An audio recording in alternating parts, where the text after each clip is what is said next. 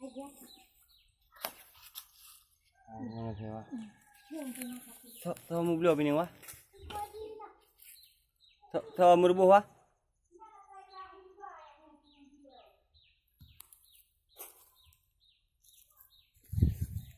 Inilah salah satu pengolahan pinang nyentu sale.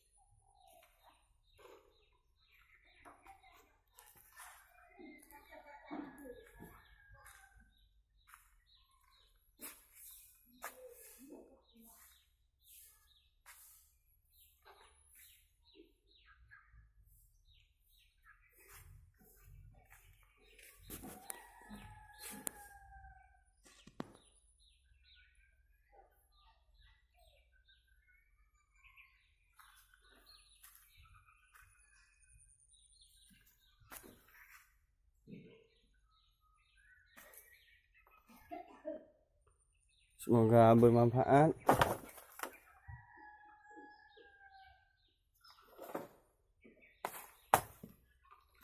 Obat tradisional Aceh.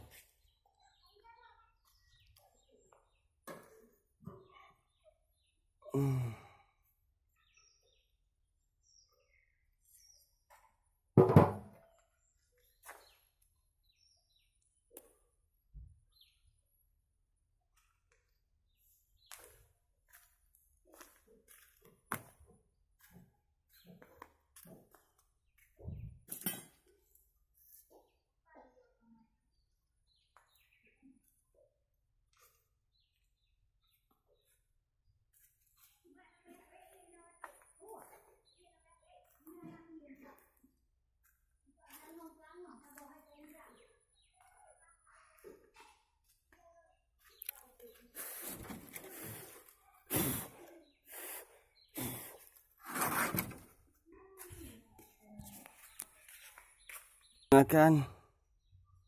Ini dia untuk menghaluskan, dan ini dia khasiatnya.